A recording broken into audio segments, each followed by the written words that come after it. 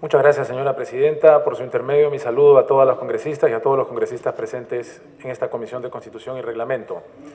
Es la primera vez que me presento ante esta comisión y al mismo tiempo es la primera vez que vuelvo al Parlamento luego de que fue otorgada la confianza a los proyectos de ley que presentó y proyectos también de modificación constitucional que presentó el Ejecutivo, que fueron 2 proyectos en los cuales se sugiere una modificación constitucional y 4 en los que se sugiere una modificación legal.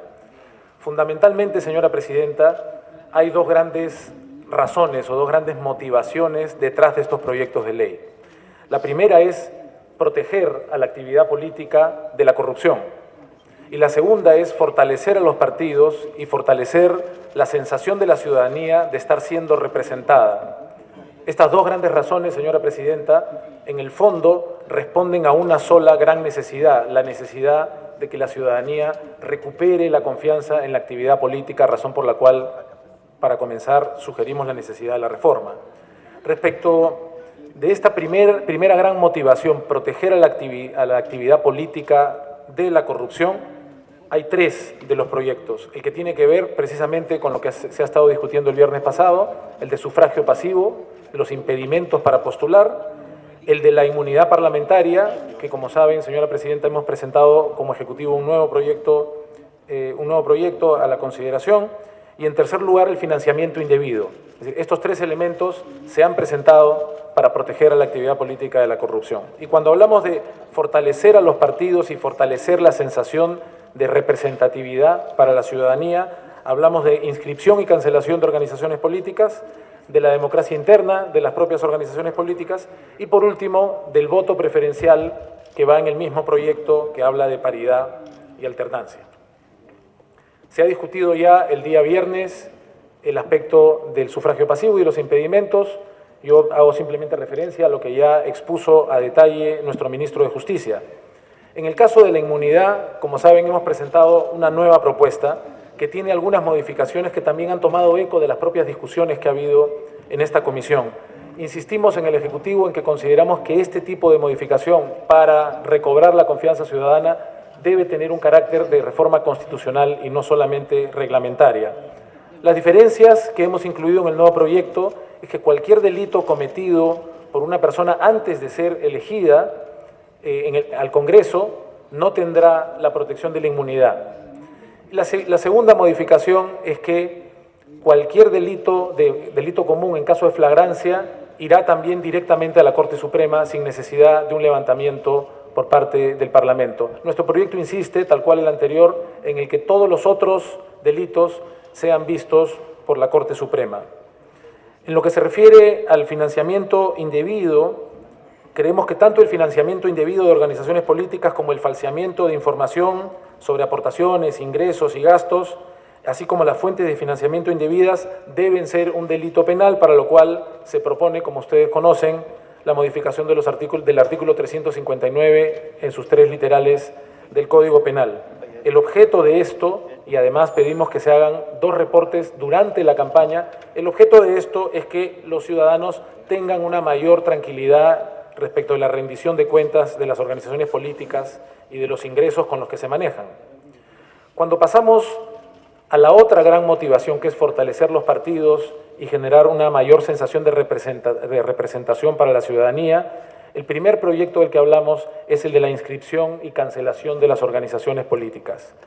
Lo que se busca en principio es que resulte más fácil ingresar a la actividad política para las organizaciones políticas, como se ha venido diciendo, bajar la barra, que no sea tan difícil ingresar a la actividad política, y al mismo tiempo desechamos el criterio que se ha utilizado hasta ahora, que se viene utilizando, que es el de una cantidad de firmas de adherentes. De una cantidad muy grande, que está alrededor de los 800.000, pasamos a una cantidad bastante más moderada, que sugerimos con la reforma entre los 12.000 y 14.000, pero ya de afiliados, de militantes.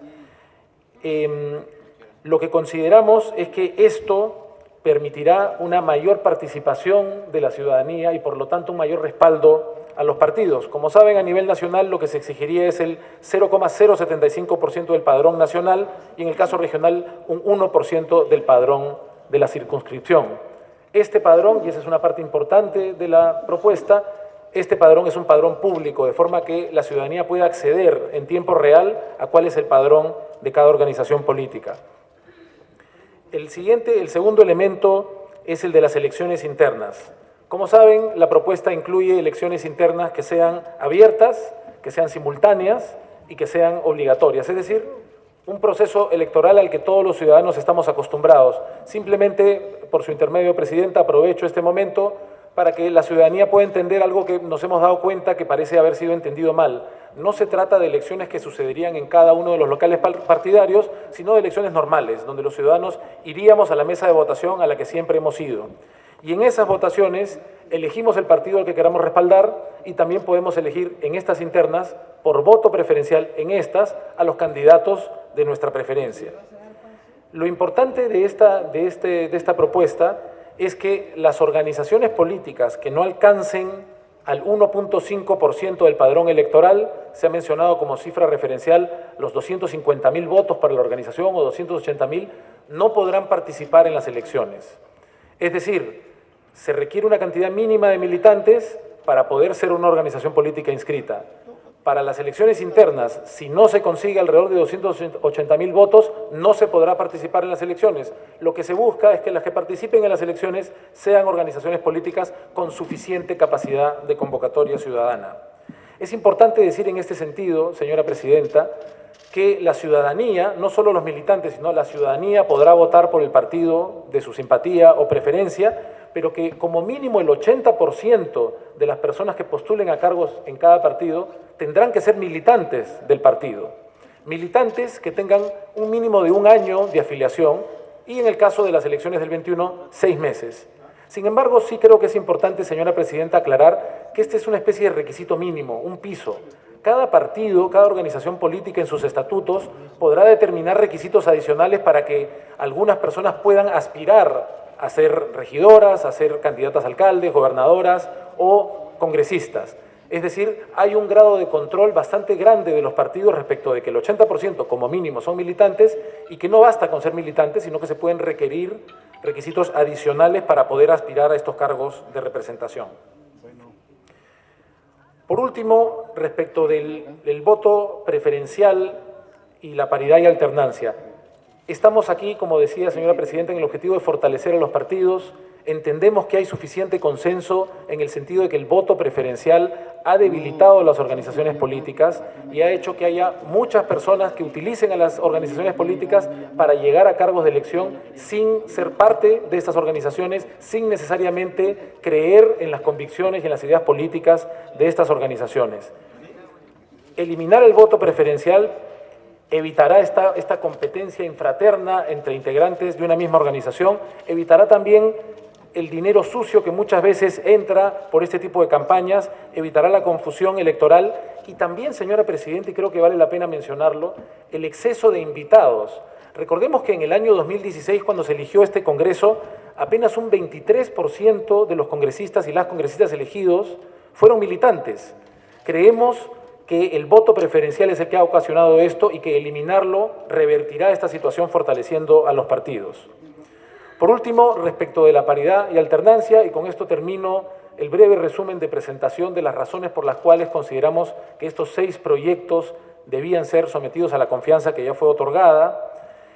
Vivimos en una sociedad donde las mujeres no encuentran la mínima justicia para desarrollar su vida, no tienen las mismas oportunidades que los hombres. Creemos que parte importante de la manera de cambiar esta situación es colaborar a que las mujeres, teniendo la misma capacidad que los hombres, puedan acceder a cargos de autoridad, de forma que se dará el mensaje a la sociedad de que las mujeres pueden llegar tan lejos como sus sueños lo definan, tan lejos como los hombres. Es por eso que se defiende la paridad y que se defiende con un añadido, que es la alternancia, porque consideramos que sin alternancia no habría paridad. Por ejemplo, una organización política, digamos que tuviera 100 candidatos al Parlamento, si fuera el caso, si tuviera paridad podría tener los primeros 50 hombres y los siguientes 50 mujeres, lo que garantizaría prácticamente que ninguna mujer llegaría, por lo cual se hace indispensable establecer el requisito de la alternancia, de forma que aspiremos a un Parlamento que represente a nuestra sociedad en la manera en la que está naturalmente distribuida,